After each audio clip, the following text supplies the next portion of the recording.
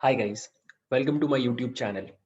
हमने last video में PCA start किया था और हमने उसके पीछे का ज्योमेट्रिक इंट्यूशन डिस्कस किया था कि पीसीए का एसेंस क्या है, पीसीए करना क्या चाहता है। ठीक है, हमने ये भी डिस्कस किया था कि वेरिएंस क्यों इंपॉर्टेंट है पीसीए के लिए।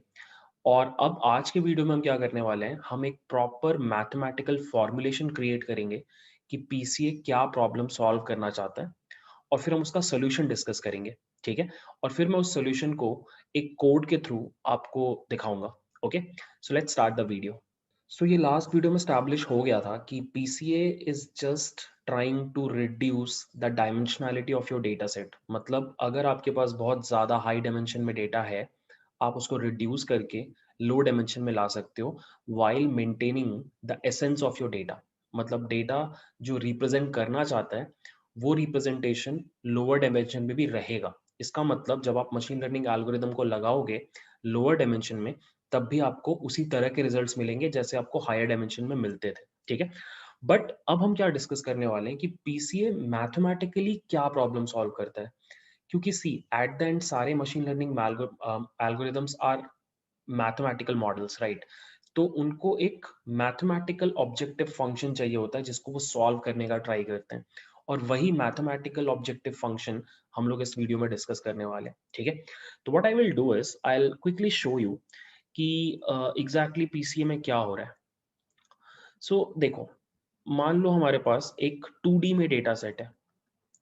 ठीक है, और हमें इसको रिड्यूस करके 1D में लाना है, और हमारा जो डेटा सेट है वो कुछ इस तरीके से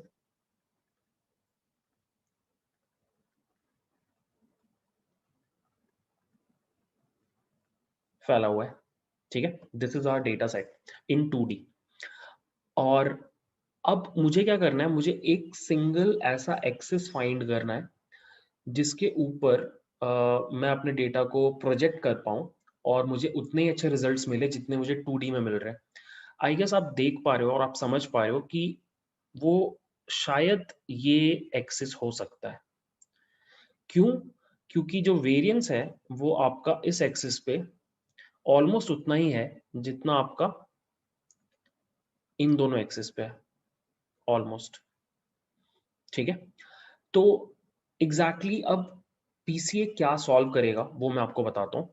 what I will do is I will just take one example of a single point. ठीक है, यहाँ पे बहुत सारे पॉइंट्स हैं, मैं एक सिंगल पॉइंट का एग्जांपल लेके आपको बताता हूँ।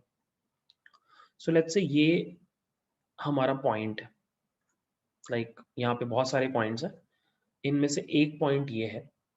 ठीक है, और ये हमारा एक्स एक्सिस है, ये हमारा वाई एक्सिस है। ठीक है, इट मींस इस पॉइंट का एक एक्स कंपोनेंट होगा, एक वाई कंपोनेंट होगा। एक और चीज गाइस, आप पॉइंट्स को हमेशा वेक्टर मान सकते हो। This actually is a vector. ठीक है, जिसके दो कंपोनेंट्स हैं, एक एक्स डायरेक्शन में, एक वाई डायरेक्शन में।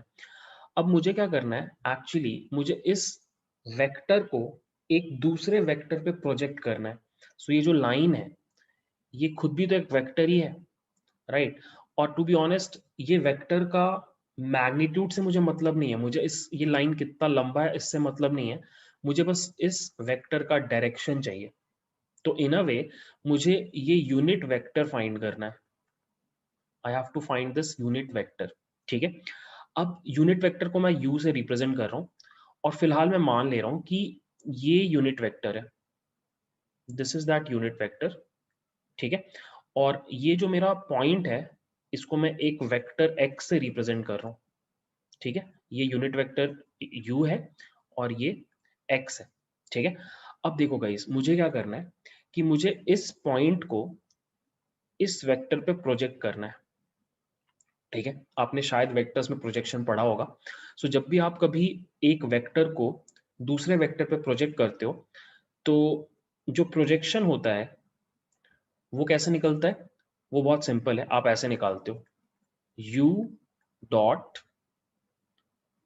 x divided by magnitude of u। ठीक है, मतलब ये मैं आपको दिखा भी सकता हूँ। ये कोई वेबसाइट है, मैंने बस गूगल किया। यहाँ पर यू कैन सी, आप वेक्टर बी को वेक्टर ए पे जब प्रोजेक्ट कर रहे हो तो आपका जो प्रोजेक्शन है वो ऐसे गवर्न होता है, ठीक है, A dot product B divided by magnitude of A, ठीक है। अब द गुड पार्ट इज कि हमारे केस में मैग्नीट्यूड ऑफ यू, सिंस ये यूनिट वेक्टर है, इट वुड बी 1।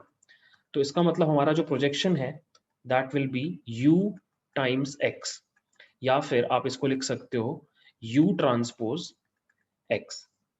सो मतलब ये जो नया वेक्टर फॉर्म होगा x के प्रोजेक्शन के बाद, इसको हम x डैश बोल सकते हैं। ये कैसे कैलकुलेट होगा? ये कैलकुलेट होगा जब आप u को ट्रांसपोज करोगे। सी, u भी एट द एंड एक वेक्टर है इस 2D स्पेस में, तो इसके भी दो कंपोनेंट्स होंगे x और y, ठीक है। सो जब आप इस एक्स वाई और इस एक्स वाई को डॉट प्रोडक्ट करोगे, तो आई गेस आपको समझ में आ रहा है, ये एक्स वाई है मेरा एक्स का, और ये एक्स वाई है मेरा यू का, और मुझे यू को ट्रांसपोज करना है, तो एक्स वाई और ये हो जाएगा एक्स वाई। तो ये x इससे मल्टीप्लाई हो जाएगा, ये y इससे मल्टीप्लाई हो जाएगा। एक काम करते हैं, इसको x1 इसको y1 बोलते हैं, इसको x2 इसको y2 बोलते हैं। तो जो आपका आंसर आएगा वो आएगा x1 x2 plus y1 y2, और ये एक्चुअली एक स्केलर होगा, it would be a number. So मैं बस ये बोल रहा हूँ कि आपका जो प्रोजेक्शन होगा इस वेक्टर का इस यूनिट वेक्टर के ऊपर, वो एक्चुअली एक नंबर होगा। This will be a length, this will be a distance, ठीक है, राइट।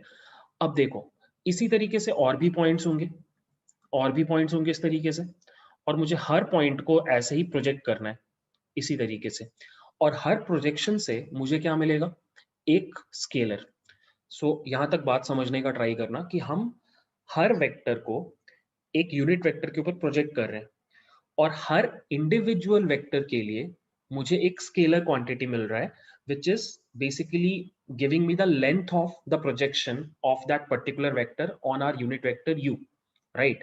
अब मुझे क्या करना है कि मुझे मुझे वेरिएंस को मैक्सिमाइज करना है। मैंने आपको बोला था कि अब ये यूनिट वेक्टर तो कोई भी हो सकता है, ये भी यूनिट वेक्टर हो सकता था, ये भी यूनिट वेक्टर हो सकता था, कोई भी यूनिट वेक्टर हो सकता था। हम किस यूनिट वेक्टर को चूज करेंगे? हम उस यूनिट वेक्टर को चूज करेंगे जिसके लिए हमारा वेरिएंस मैक्सिमम हो, ठीक है। तो मैं एक काम करता हूं, मैं आपको जल्दी से एक बार पहले बताता हूं कि हम वेरिएंस कैसे कैलकुलेट करेंगे यूजिंग द सेम एग्जांपल। सो फिर से सेम सब कुछ, ये मेरा वो एक्स कोऑर्डिनेट है, मतलब एक्स वेक्टर है, और ये मेरा यूनिट वेक्टर है जो इस डायरेक्शन में मूव कर रहा है। ये मेरा वेक्टर है, और इसको मैं यहाँ पे प्रोजेक्ट कर रहा हूँ, और इसको जो प्रोजेक्ट कर रहा हूँ जो x डैश है, ये कैसे निकल रहा है? u ट्रांसपोज x से, ठीक है। अब मुझे क्या करना है कि इस तरीके से, और जैसे ये अगर पॉइंट x1 है तो ये ut x1 होगा, सिमिलरली दूसरा कोई पॉइंट होगा वो ut x2 होगा, और डॉट डॉट डॉट इस तरीके से ut xn होगा। सो बेसिकली मुझे क्या करना है कि मुझे वेरिएंस कैलकुलेट करना है। जब सारे पॉइंट्स यहाँ पे मैं प्रोजेक्ट कर लूंगा, तो मुझे वेरिएंस कैलकुलेट करना है। और वेरिएंस आप कैसे कैलकुलेट करते हो? वेरिएंस कैलकुलेट करने का फॉर्मूला होता है 1/n sigma i is equal to 1 से n, और आप क्या करते हो? आप निकालते हो एक्स आई माइनस एक्स बार का होल स्क्वायर, ठीक है। अब उसी चीज को मैं यहाँ पे फिट कर रहा हूँ। ये एक्स आई क्या है? Each of these individual projections. तो यहाँ पे क्या आ जाएगा? यू टी एक्स आई, मतलब इनमें से कोई भी, ठीक है, माइनस एक्स बार क्या है? एक्स बार होगा जो आपके ओरिजिनल डेटा में, ये वाला इंपॉर्टेंट पॉइंट है, आपका जो ओरिजिनल डेटा है इसमें कोई ना कोई पॉइंट आपका मीन पॉइंट होगा। जब आप इसको प्रोजेक्ट करोगे तो ये आपका बन जाएगा U T X M, basically projection का मीन, ठीक है। तो मुझे बस क्या करना है, मुझे नीचे आना है और यहां पे लिख देना है यू टी एक्स बार, मतलब मीन, और इसको स्क्वायर कर देना है, और sigma i is equal to 1 से n डिवाइडेड बाय n। ये है मेरा variance. On that unit vector, जब मैंने सारे पॉइंट्स को प्रोजेक्ट किया मेरे यूनिट वेक्टर पे, तो ये उसका वेरिएंस है।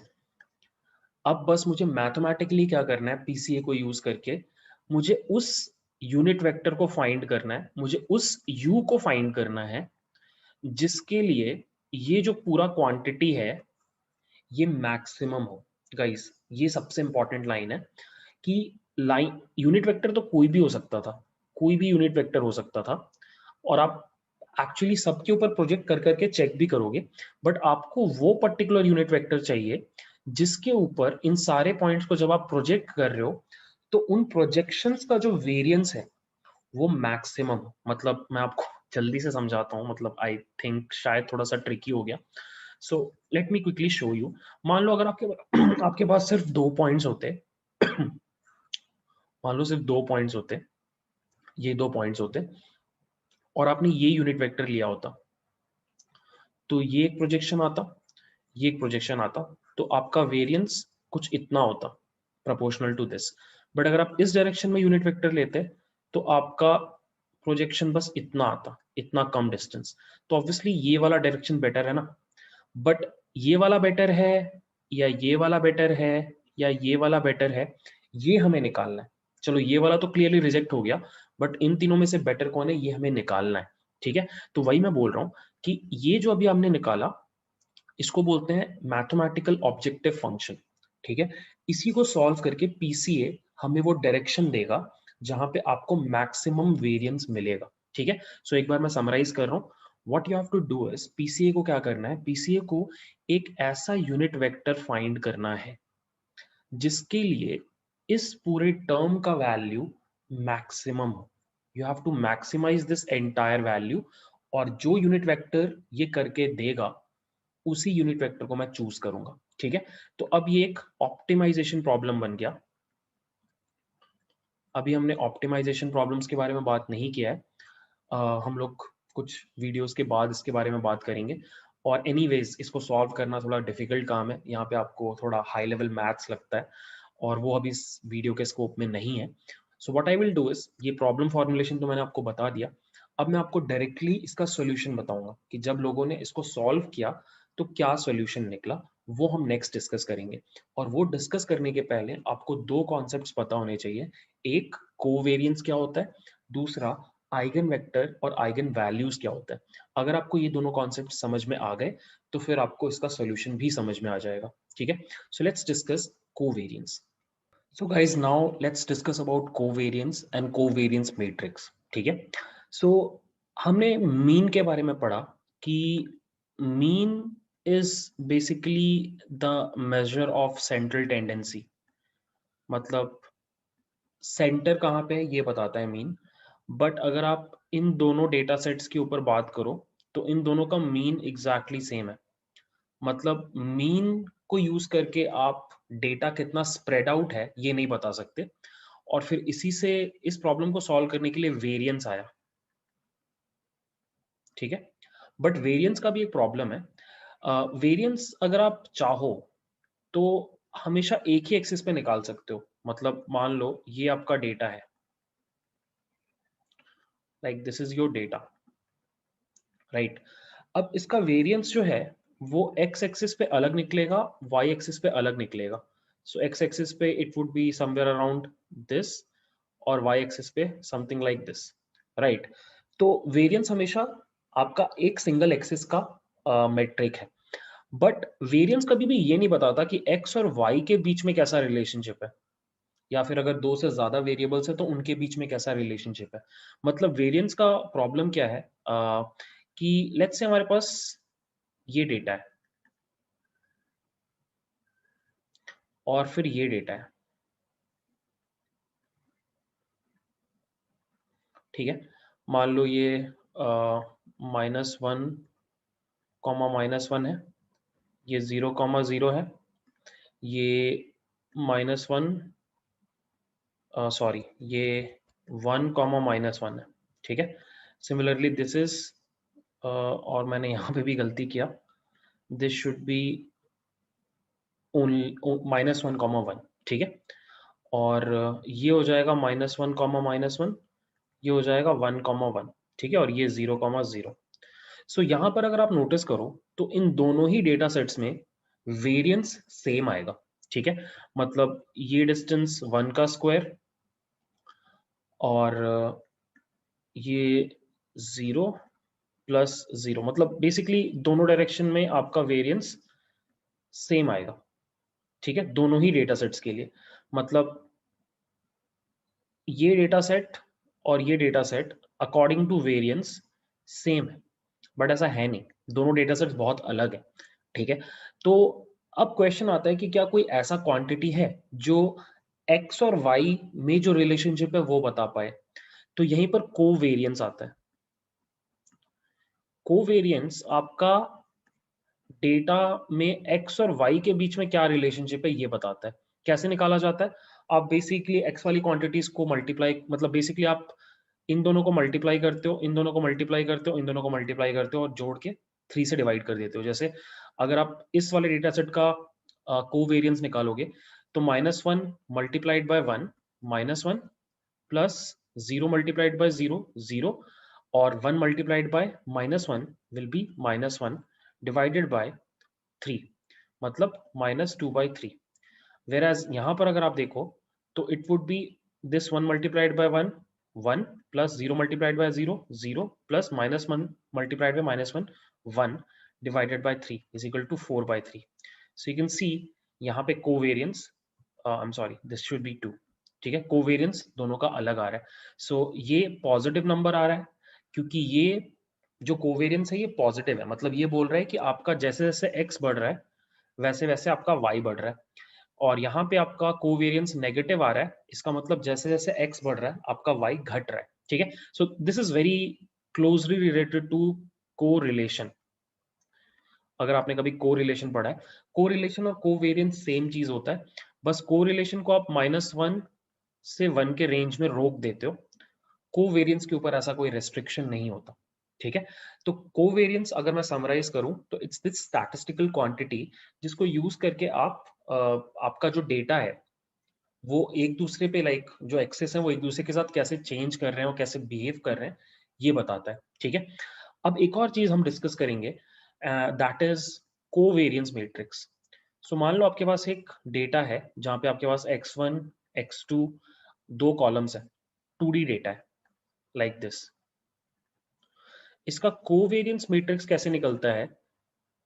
इसका covariance matrix first of all it will be a 2x2 matrix, जहां पे आपका यहाँ पे आ जाएगा x1, यहाँ पे आ जाएगा x2, यहाँ पे भी आ जाएगा x1, यहाँ पे भी आ जाएगा x2, ठीक है। अब यहाँ पे आप निकालते हो कोवेरिएंस बिटवीन x1 x1, यहाँ पे आप निकालते हो कोवेरिएंस बिटवीन x1 x2, यहाँ पे आप निकालते हो कोवेरिएंस बिटवीन x2 x2, और यहाँ पे आप निकालते हो कोवेरिएंस बिटवीन x2 x1। अब आपको ये मैं बता देता हूँ कि covariance x1 with x1 is actually variance of x1। तो आप इसको रीराइट कर सकते हो variance of x1, similarly covariance of x2 और x1, sorry, covariance of x2 with x2 is actually variance of x2, और बाकी यहाँ पे covariance of x2 x1 and covariance of x1 x2। एक चीज और कोवेरिएंस के बारे में कि covariance of a b is equal to covariance of b a। So basically ये जो दोनों क्वांटिटीज हैं ये दोनों सेम है। सो अब ये जो मैट्रिक्स है ये स्क्वायर मैट्रिक्स है फर्स्ट ऑफ ऑल, और सेकंड ये सिमेट्रिक भी है, ठीक है। तो कोवेरिएंस मैट्रिक्स में क्या होता है कि आपके जो डायगोनल आइटम्स होते हैं वो आपके वेरिएंस होते हैं हर इंडिविजुअल कॉलम के, और जो आपके मतलब जो बाकी के एलिमेंट्स होते हैं नॉन डायगोनल एलिमेंट्स, ये आपके कोवेरिएंस होते हैं बाकी दोनों के बीच में, ठीक है। ये सेम चीज आपका 3 के ऊपर भी अप्लाई हो सकता है। सो यहाँ पे आ जाएगा variance of x, variance of y, variance of z। यहाँ पे आ जाएगा covariance of xy, covariance of xz, covariance of xy। उसके बाद यहाँ पे आ जाएगा covariance of xy, covariance of XZ, covariance of XZ, ठीक है। सो अगेन ये वाला चीज आपका तीनों वेरिएंस आ गया, और इस तरफ ये सिमेट्रिकल है, लाइक दिस इज सिमेट्रिकल, जो इस साइड है वही इस साइड है, ठीक है। नाउ यू माइट थिंक कि कोवेरियंस मैट्रिक्स का क्या खासियत है, कोवेरियंस मैट्रिक्स का क्या खासियत है। सो कोवेरियंस मैट्रिक्स जो होता है वो आपका बहुत स्पेशल मैट्रिक्स होता है, क्योंकि ये आपको फर्स्ट ऑफ ऑल आपके सारे एक्सिस पे स्प्रेड बताता है, क्योंकि इसमें हर एक्सिस का वेरिएंस होता है। हर एक्सिस का वेरिएंस का मतलब हर एक्सिस पे स्प्रेड कितना है, ठीक है, ये बताया जाता है। और फिर आपको ये भी बताया जाता है कि किसी भी दो पेयर ऑफ एक्सिस के बीच में रिलेशनशिप कैसा है। अगर वो नेगेटिव है तो नेगेटिवली कोरिलेटेड है, मतलब एक के बढ़ने से दूसरा घटेगा। अगर दोनों के बीच का relationship as in covariance positive है तो एक के बढ़ने से दूसरा भी बढ़ेगा। तो एक कोवेरियंस मैट्रिक्स आपको आपके डेटा का कंप्लीट नॉलेज देता है, स्प्रेड भी बताता है और ओरिएंटेशन भी बताता है, ठीक है। कोवेरियंस ओरिएंटेशन बताता है। एक और चीज, मैंने यहाँ पे जल्दबाजी में शायद कुछ गलती कर दिया है, तो what I will do is मैं आपको एक बार अच्छे से, मान लो आपके पास x, y और z तीन कॉलम्स हैं, तो आपका 3D में कोवेरियंस मैट्रिक्स कैसा होगा वो मैं आपको बना के दिखाता हूँ। यहाँ पे x होगा, यहाँ पे y होगा, यहाँ पे z होगा, यहाँ पे भी x होगा, यहाँ पे y होगा, यहाँ पे z होगा, ठीक है। सो इसको हम थोड़ा सा बढ़िया लिख लेते हैं, ठीक है। सो यहाँ पे आएगा आपका वेरिएंस ऑफ x, यहाँ पे आएगा वेरिएंस ऑफ y, यहाँ पे आएगा वेरिएंस ऑफ z, ठीक है। अब यहाँ पे क्या आएगा, यहाँ पे आएगा variance of, sorry not variance, covariance of y comma x, क्योंकि ये y यहाँ से आ रहा है, x यहाँ से आ रहा है। यहाँ पे आएगा covariance of z comma x, यहाँ पे आएगा covariance of z comma y, यहाँ पे आएगा covariance of y comma z, यहाँ पे आएगा covariance of x comma z, covariance of x comma y। And you can see कि ये मिरर इमेज है, मतलब this thing will act as a mirror, और उसके चारों तरफ ये जो पार्ट है ये एकदम सिमेट्रिक है, दिस पार्ट इज सिमेट्रिक, और ये कितने भी डायमेंशन में ट्रू रहता है, ठीक है। तो वही मैं आपको बोल रहा था कि कोवेरियंस मैट्रिक्स इसलिए स्पेशल होता है क्योंकि ये आपको आपके डेटा के बारे में कंप्लीट जानकारी देता है। फर्स्ट ऑफ ऑल आपका वेरिएंस वाले टर्म्स सारे एक्सिस पे आपका डेटा कैसे फैला हुआ है ये बताते हैं, और आपके जो कोवेरियंस वाले टर्म्स हैं ये आपको बताते हैं कि आपके डेटा का ओरिएंटेशन क्या है, ठीक है। तो ये बहुत इंपॉर्टेंट चीज है। अब हम नेक्स्ट क्या डिस्कस करेंगे, हम डिस्कस करेंगे eigen decomposition of covariance matrix. मतलब कि आप जब अपने कोवेरियंस मैट्रिक्स का आइगन वैल्यूज और आइगन वेक्टर्स निकालते हो तो क्या होता है, ठीक है। ये हम लोग नेक्स्ट डिस्कस करते हैं। So now guys we are going to discuss one more important thing जो पीसीओ को अपना काम करने में बहुत हेल्प करता है। It's eigen vectors and eigen values. I guess आपने नाम सुना होगा अपने हाई स्कूल मैथमेटिक्स में, स्पेशली जब आप मैट्रिसेस पढ़ रहे होगे तो वहां पर आप इसको यूज करते हो। But I am not sure इस पॉइंट पे आपको इसका आइडिया है कि इसका कोर इंट्यूशन क्या है, क्यों यूज किया जाता है, ठीक है। तो what I will do is I first explain कि आइगन वेक्टर्स आइगन वैल्यूज क्या होते हैं, और फिर मैं आपको ये एक्सप्लेन करूंगा कि पीसीए में इन दोनों का क्या काम है, ठीक है।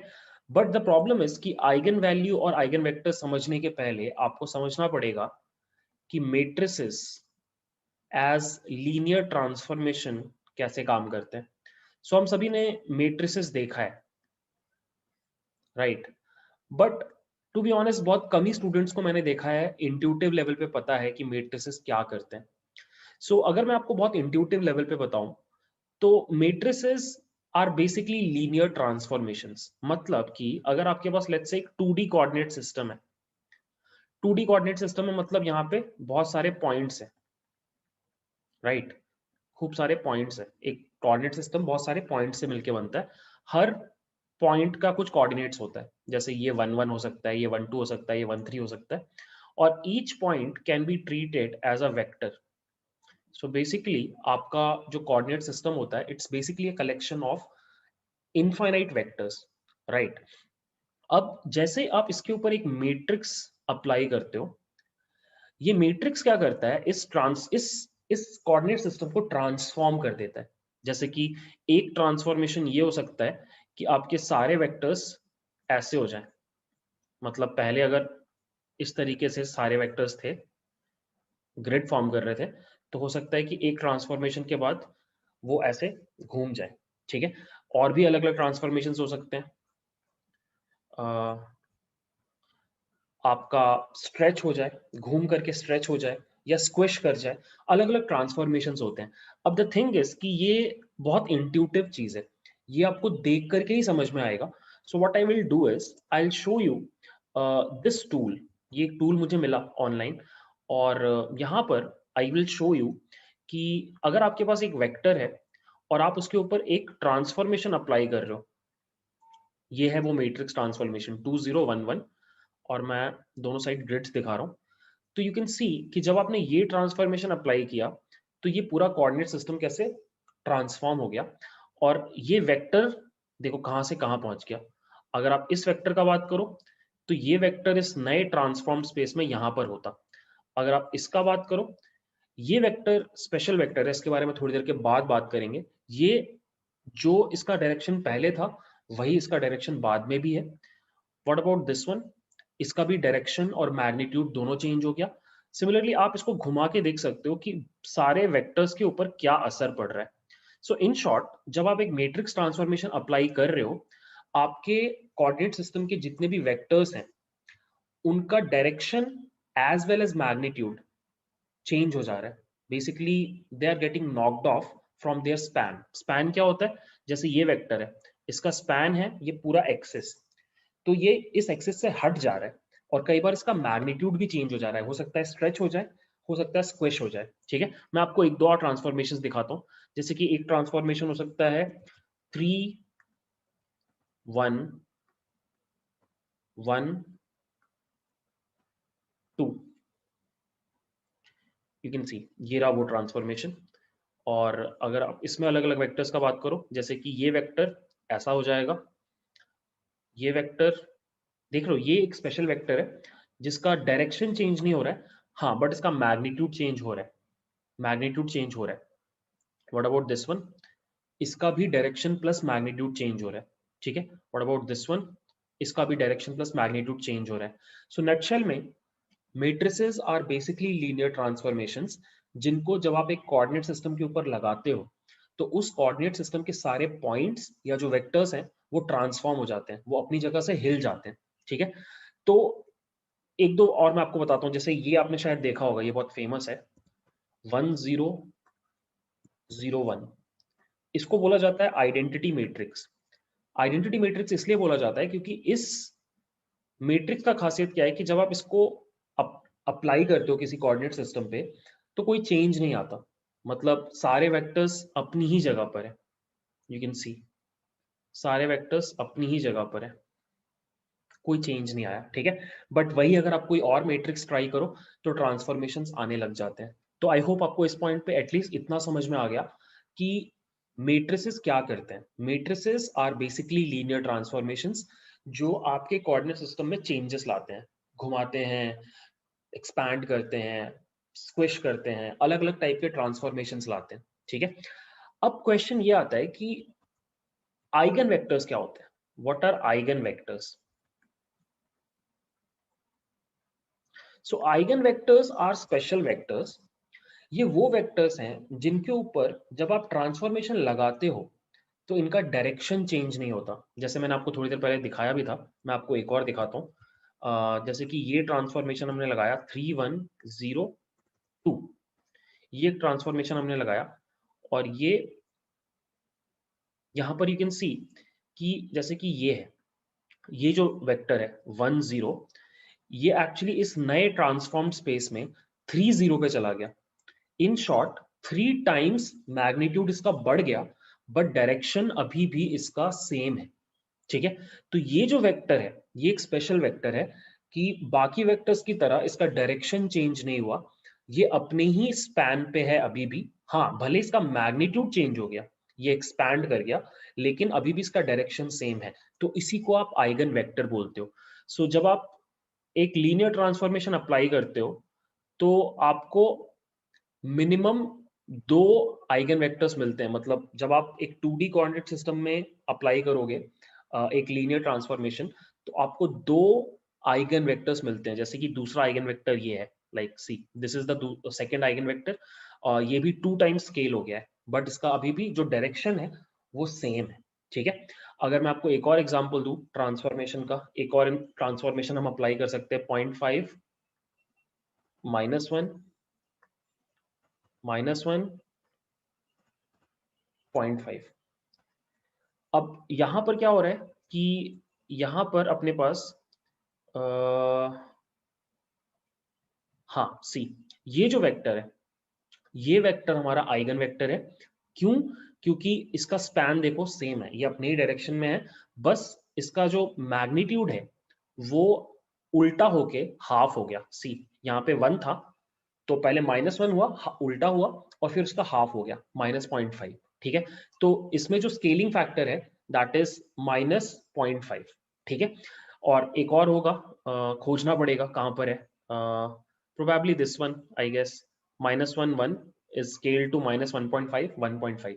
तो इन शॉर्ट गाइस, आपका eigen vector is that vector जिसके ऊपर लीनियर ट्रांसफॉर्मेशन लगाने से एटलीस्ट डायरेक्शन के टर्म्स में कोई चेंज नहीं आता, डायरेक्शन वही रहता है, बस स्केल चेंज हो जाता है कि वो वेक्टर थोड़ा लंबा हो सकता है या थोड़ा छोटा हो सकता है, या उल्टा घूम के लंबा या छोटा हो सकता है। ठीक है, अब क्वेश्चन आता है कि what are eigen values, what are eigen values. Eigen vector तो समझ में आ गया, जिनका स्पैन चेंज नहीं हो रहा है, वो अपने ही डायरेक्शन में है आफ्टर ट्रांसफॉर्मेशन। आइगन वैल्यूज क्या होते हैं कि आइगन वेक्टर कितना स्ट्रेच कर रहा है या श्रिंक कर रहा है आफ्टर ट्रांसफॉर्मेशन। जैसे इस केस में अगर आप देखो तो -1 1 था, ये -1.5 1.5 हो गया, तो यहाँ पे 1.5 का आपका आइगन वैल्यू है, स्ट्रेचिंग फैक्टर है। ठीक है, जो हमारा लास्ट वाला था 3 1 0 2, इस केस में अगर आपको याद होगा तो ये वाला वेक्टर हमारा आइगन वेक्टर है, बट यहाँ पे 1 0 है और यहाँ पे 3 0 है, मतलब ये 3 टाइम्स स्ट्रेच हुआ। तो इस वेक्टर का जो कॉरस्पॉन्डिंग आइगन वैल्यू है दैट इज 3। ठीक है, और आपका एक ये भी था, ये -1 1 -2 2 हो गया, तो इसका आइगन वैल्यू 2 है। सो इन शॉर्ट अगर मैं आपको समराइज करूं, तो जब आप मेट्रिसेस अप्लाई करते हो एज लीनियर ट्रांसफॉर्मेशन, तो आपका पूरा कोऑर्डिनेट सिस्टम ट्रांसफॉर्म कर जाता है, मतलब आपके सारे वेक्टर्स यहाँ वहां हो जाते हैं, ट्रांसफॉर्म हो जाते हैं, both in terms of direction and magnitude. But आपको दो ऐसे वेक्टर्स मिलेंगे 2D स्पेस में, 3D स्पेस में आपको 3 वेक्टर्स मिलेंगे, 4D स्पेस में 4 वेक्टर्स मिलेंगे, जो अपने डायरेक्शन चेंज नहीं करते, जिनका स्पैन चेंज नहीं होता, भले ही मैग्नीट्यूड चेंज हो जाता है। इन स्पेशल वेक्टर्स को आइगन वेक्टर बोला जाता है, और इनका मैग्नीट्यूड जितने फैक्टर से बढ़ता या घटता है उसको हम बोलते हैं आइगन वैल्यू। ठीक है, तो आइगन वेक्टर्स के बारे में एक चीज हमेशा ट्रू रहती है, A multiplied by V lambda V. So A यहां पर आपका मैट्रिक्स है, कुछ भी हो सकता है। ठीक है, और v आपका आइगन वेक्टर है, लैम्डा आपका आइगन वैल्यू है, और v आपका ये सेम वेक्टर है। इसका मतलब ये है कि जब आप एक लीनियर ट्रांसफॉर्मेशन अप्लाई कर रहे हो एक वेक्टर के ऊपर, इस स्पेसिफिक वेक्टर के ऊपर, तो ये एज इफ ऐसा है कि आप इसी वेक्टर को एक स्केलर से मल्टीप्लाई कर रहे हो। ये रिलेशनशिप आइगन वैल्यूज के लिए, आइगन वेक्टर्स के लिए हमेशा ट्रू रहता है। ये शायद आपने पढ़ा भी होगा। ठीक है, इसको अगर आपको रीड करना है तो आप समझ सकते हो कि इस वेक्टर के ऊपर जब आप लीनियर ट्रांसफॉर्मेशन लगाते हो, तो इट्स एज इफ कि आप उसको बस एक स्केलर से मल्टीप्लाई कर रहे हो, मतलब उसके डायरेक्शन में कोई चेंज नहीं आ रहा, उसके स्केल में चेंज आ रहा है। ठीक है, तो आई होप आपको समझ में आ गया कि आइगन वेक्टर और आइगन वैल्यूज क्या है। ठीक है, अब क्वेश्चन ये आता है कि पीसीए में क्यों काम आता है आइगन वेक्टर और आइगन वैल्यूज। इसके लिए I will show you a blog जो मुझे गूगल करने से मिला। सो यहाँ पर ये टॉपिक है, ये यूआरएल मैं आपके साथ शेयर कर दूंगा, इट्स अ गुड ब्लॉग, थोड़ा पढ़ना इसके बारे में। यहाँ पे लिखा है eigen decomposition of a covariance matrix. So इन लोगों ने क्या किया है कि इन लोगों ने जो ट्रांसफॉर्मेशन अप्लाई किया है उसके लिए जो मैट्रिक्स यूज करना था, वहां पे आप लोगों ने कोवेरियंस मैट्रिक्स यूज किया है, जो हमने थोड़ी देर पहले पढ़ा। सो ये जो लीनियर ट्रांसफॉर्मेशन अप्लाई कर रहे हैं हम लोग, वो जो मैट्रिक्स है वो कोवेरियंस मैट्रिक्स है। अब उसकी कुछ खासियत है, ठीक है। खासियत क्या है कि यहाँ पे आप ये पैराग्राफ पढ़ सकते हो। The covariance matrix defines both spread and the orientation of our data, हमने डिस्कस किया। So if we would like to represent the covariance matrix with a vector and its magnitude, we should simply try to find the vector that points into the direction of largest spread of the data and whose magnitude equals the spread in this direction. अगर अभी भी ये बात समझ में नहीं आ रहा तो थोड़ा नीचे जाते हैं, और यहां पर अगर आप ये पैराग्राफ पढ़ोगे तो इस पैराग्राफ में बस यही लिखा है कि आपको ऐसा यूनिट वेक्टर खोजना है जिससे वेरिएंस मैक्सिमाइज हो, जो हमने भी थोड़ी देर पहले डिस्कस किया। असली पैराग्राफ यहां पर है। In other words, the largest eigen vector of the covariance matrix always points into the direction of largest variance of the data। ये सबसे मेन लाइन है गाइस। यहीं पर वो चीज निकल के आई है कि जब इन लोगों ने ये इक्वेशन सॉल्व किया, जो ऑप्टिमाइजेशन फंक्शन था, हमने थोड़ी देर पहले डिस्कस किया, जो ये ऑप्टिमाइजेशन फंक्शन को जब इन लोगों ने सॉल्व किया using this technique called Rayleigh quotient, कुछ हाई लेवल मैथमेटिक्स चीज है, मैंने देखा नहीं है, तो इन लोगों ने रियलाइज किया कि जब आप कोवेरियंस मैट्रिक्स का आइगन वेक्टर निकालते हो, तो जो सबसे बड़ा आइगन वेक्टर होता है, सबसे बड़ा आइगन वेक्टर मतलब जिसका कॉरेस्पॉन्डिंग आइगन वैल्यू सबसे ज्यादा हो, वही आइगन वेक्टर एक्चुअली पॉइंट कर रहा है in the direction of largest variance of the data, and that's it guys. इसीलिए आप कोवेरियंस मैट्रिक्स का आइगन वेक्टर और आइगन वैल्यूज निकालते हो, क्योंकि जब आपने इस ऑब्जेक्टिव फंक्शन को सॉल्व किया तो मैथमेटिशियंस ने पाया कि आपको एक्चुअली क्या करना है, आपको कोवेरियंस मैट्रिक्स का आइगन डिकम्पोजिशन करना है, मतलब आइगन वैल्यूज और आइगन वेक्टर्स फाइंड आउट करने हैं, और जो सबसे बड़ा आइगन वेक्टर है, मतलब जिसका आइगन वैल्यू सबसे ज्यादा है, उस वेक्टर के ऊपर ही वेरिएंस सबसे ज्यादा आ रहा था डेटा का, ठीक है। तो इन शॉर्ट आपको स्टेप बाय स्टेप बस इतना करना है कि कोवेरियंस मैट्रिक्स फाइंड करना है, और उसके बाद उसका आइगन डिकम्पोजिशन करके आइगन वैल्यू और आइगन वेक्टर कैलकुलेट करना है, और जो सबसे बड़ा आइगन वेक्टर होगा, मतलब जिसका सबसे बड़ा आइगन वैल्यू होगा, जिसका स्ट्रेचिंग सबसे ज्यादा होगा, उसी पर्टिकुलर वेक्टर के ऊपर वेरिएंस सबसे ज्यादा आएगा। ये यूनिट वेक्टर वही होगा, मतलब आपका प्रिंसिपल कंपोनेंट वही होगा, वो आइगन वेक्टर, ठीक है। तो आई होप आपको ये पूरी चीज थोड़ी समझ में आई। अब हम लोग एक बार क्या करते हैं, स्टेप बाय स्टेप बहुत क्लियरली डिस्कस कर लेते हैं कि पीसीए को कैसे सॉल्व किया जाता है। So guys now I tell you कि स्टेप बाय स्टेप पीसीए इस प्रॉब्लम को कैसे सॉल्व करता है, ठीक है।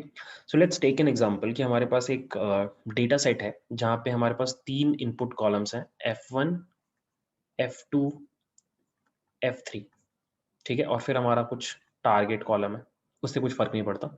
मतलब हमारा डेटा ओरिजिनली एक 3D स्पेस में लाई कर रहा है, समथिंग लाइक दिस, ठीक है, it's a 3D space, right. और अब मुझे इसको लोअर डायमेंशन में लेके आना है। सो स्टेप बाय स्टेप आप सबसे पहले क्या करते हो, स्टेप 1 होता है कि आप अपने डेटा को मीन से एंटर करते हो। बेसिकली आपके डेटा का जो ओरिजिनल मीन है, आप वो निकालते हो, तीनों डायरेक्शन में मीन निकालते हो, और आप उसको हर डेटा पॉइंट से सब्ट्रैक्ट कर देते हो। आपको पता होगा, शायद आपने पहले भी पढ़ा है, मीन सेंटरिंग करने से, मैं आपको 2D में दिखा रहा हूँ बिकॉज 2D में मैं आपको ड्रॉ करके दिखा पाऊंगा। अगर ये आपका डेटा है और इसके ऊपर अगर आप मीन सेंटरिंग करो तो आपका डेटा ऐसा हो जाता है, सेंटर पे आ जाता है। बेसिकली पहले अगर आपका मीन ये था, पहले अगर आपका मीन यहाँ पे था, तो अब आपका मीन 0 पे आ जाता है। इसको मीन सेंटरिंग बोलते हैं, ठीक है। So what you do is, कितने भी डायमेंशन में आपका डेटा है, फर्स्ट स्टेप इज कि आप अपने डेटा को सेंटर पे लेके आते हो, ठीक है। अब ये स्टेप मैंडेटरी नहीं है, इसके बिना भी पीसीए काम कर सकता है, बट हमेशा देखा गया है कि आपका ये स्टेप करने से आपका पीसीए का परफॉर्मेंस इंप्रूव करता है, ठीक है। तो दिस इज स्टेप 1। स्टेप 2 में आप क्या करते हो, you find the covariance matrix, ठीक है। मतलब कि आप ये फाइंड करते हो, हमने लास्ट डिस्कस किया कोवेरियंस मैट्रिक्स क्या होता है। यहाँ पे आपका फीचर 1 है, यहाँ पे आपका फीचर 2 है, यहाँ पे आपका फीचर 3 है। Feature 1, feature 2, feature 3। आप वेरिएंस ऑफ F1 निकालते हो, वेरिएंस ऑफ F2 निकालते हो, वेरिएंस ऑफ F3 निकालते हो। फिर आप कोवेरियंस ऑफ F1 और F2 निकालते हो, कोवेरियंस ऑफ F3 F2 निकालते हो, कोवेरियंस ऑफ F3 F2 निकालते हो, कोवेरियंस ऑफ F1 F2 निकालते हो, कोवेरियंस ऑफ F1 F3 निकालते हो, कोवेरियंस ऑफ F1 F2 निकालते हो। ठीक है, और this is your covariance matrix. आप ये कैलकुलेट करते हो। ठीक है, तो दिस इज स्टेप 2। एक बार आपने कोवेरियंस मैट्रिक्स कैलकुलेट कर लिया, अब आपका 50% काम हो गया। और यहाँ पे अब आपको अपना थर्ड और फाइनल स्टेप करना होता है, that is you find the eigen value and eigen vector for the covariance matrix.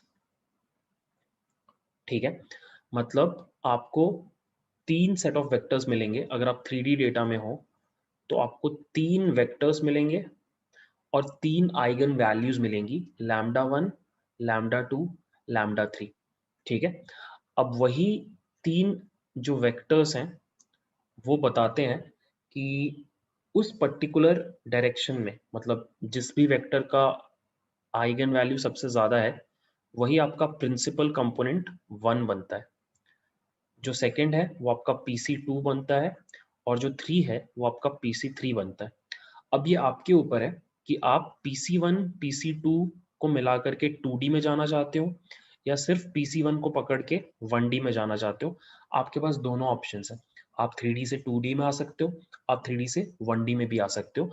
और that's it guys, that is how you do it. मतलब हमने ऑलरेडी ये डिस्कस कर लिया कि ऐसा क्यों हो रहा है, बट या प्रिटी मच यही है स्टेप बाय स्टेप। मैं एक बार समराइज कर रहा हूँ। स्टेप 1, आप सबसे पहले मीन सेंटरिंग करते हो अपने डेटा का।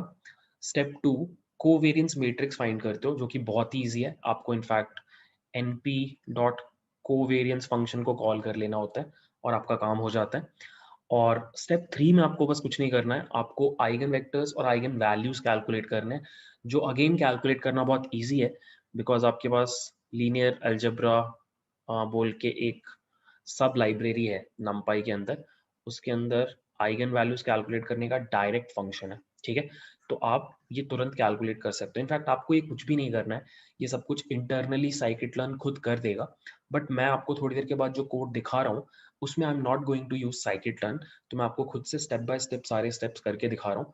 तो मैं बस इसीलिए ये रेफरेंसेस आपको दे रहा था। ठीक है, तो दैट्स इट गाइस। अब बस एक लास्ट चीज बच गई कि अब जब आपको आपके प्रिंसिपल कंपोनेंट्स मिल गए, जब आपको आपके प्रिंसिपल कंपोनेंट्स मिल गए, तो आपको आपके सारे पॉइंट्स को ट्रांसफॉर्म करके इस 3D स्पेस से इस 2D स्पेस में लेके आना है। वही हम लोग नेक्स्ट देखेंगे।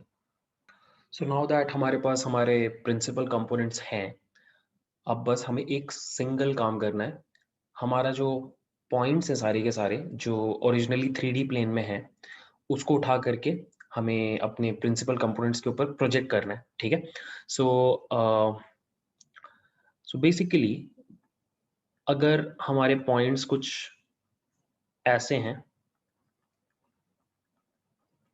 मान लो, तो 3D से हम 2D में भी आ सकते हैं, 1D में भी आ सकते हैं। पहले मैं आपको 1D का एग्जांपल दूंगा और फिर मैं आपको 2D का एग्जांपल दूंगा। ठीक है, सो अगर हम 1D में आ रहे हैं, मतलब अगर इनिशियली हमारा डेटा सेट ऐसा दिखता था F1 F2 F3 और फिर टारगेट, तो अब ये ट्रांसफॉर्म होके हो जाएगा PC1 एंड टारगेट। ठीक है, मतलब मान लो अगर ओरिजिनली 1000 पॉइंट्स थे हमारे डेटा सेट में, तो शेप होगा 1000 क्रॉस 4, क्योंकि 4 कॉलम्स हैं। अब वो हो जाएगा 1000 क्रॉस 2, ये चेंज होगा। ठीक है, तो ये पॉइंट्स को कैसे ट्रांसफॉर्म करना है वो मैं आपको बताता हूँ। सो मान लो कि ये वो डायरेक्शन है PC1, तो मुझे इन सारे पॉइंट्स को इसके ऊपर प्रोजेक्ट करना है, इसके ऊपर गिराना है, ठीक है। तो आपको पता है, मैंने थोड़ी देर पहले आपको बताया कि उसका फंडा बहुत सिंपल है। आप बस ये करते हो, यू ट्रांसपोज एज इन वो प्रिंसिपल कंपोनेंट का ट्रांसपोज डॉट आपका पॉइंट, बस आपको ये डॉट प्रोडक्ट करना होता है।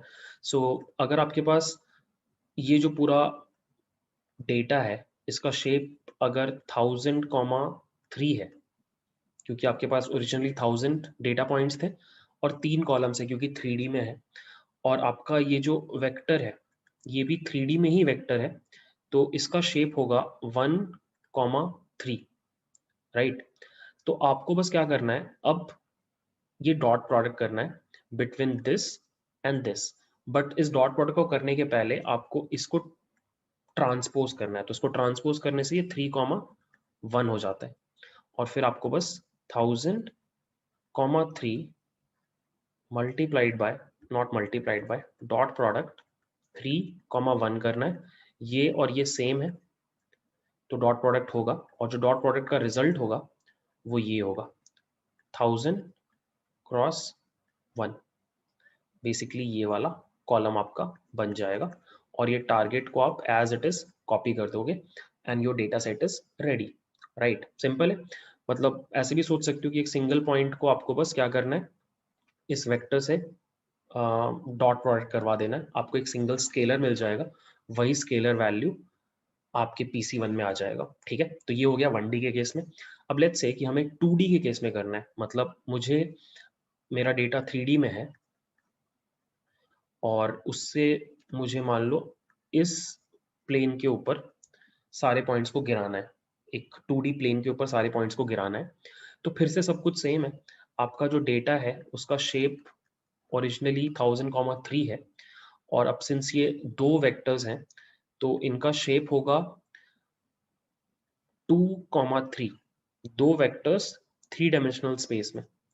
अब आपको फिर से इसका U ट्रांसपोज करना पड़ेगा, तो ये 3,2 हो जाएगा, और यहाँ पे आपका 1000,3 है, ये 3 और ये 3 बराबर है, तो इस शेप का आपके पास नया डेटा पॉइंट आ जाएगा। मतलब F1 F2 F3 के बदले PC1 PC2, और ये टारगेट कॉलम आप एज इट इज कॉपी कर दोगे, और ये रहा आपका डेटा सेट।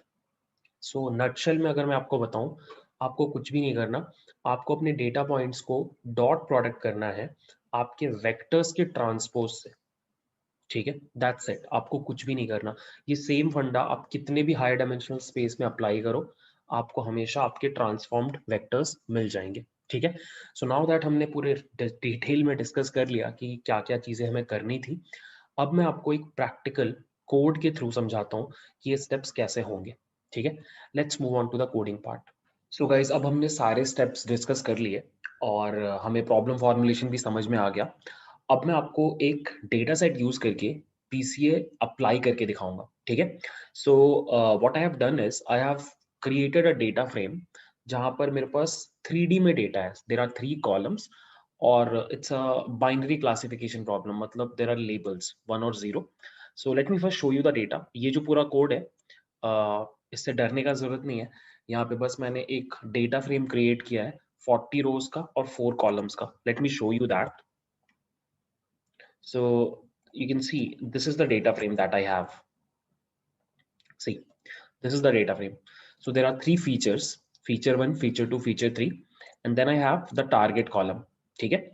और अब मेरा टारगेट इज कि मैं इस 3D डेटा को 2D में लाना चाहता हूँ, ठीक है। तो first of all I will show you कि 3D में ये डेटा कैसे है। सो ये जो कोड है, this is written in Plotly, और ये बेसिकली एक 3D प्लॉट क्रिएट करता है। यहाँ पे मैंने अपने तीनों फीचर्स दे दिए, X में फीचर 1, Y में फीचर 2, Z में फीचर 3, और मैंने अपना कलर लेबलिंग भी कर दिया टारगेट के हिसाब से।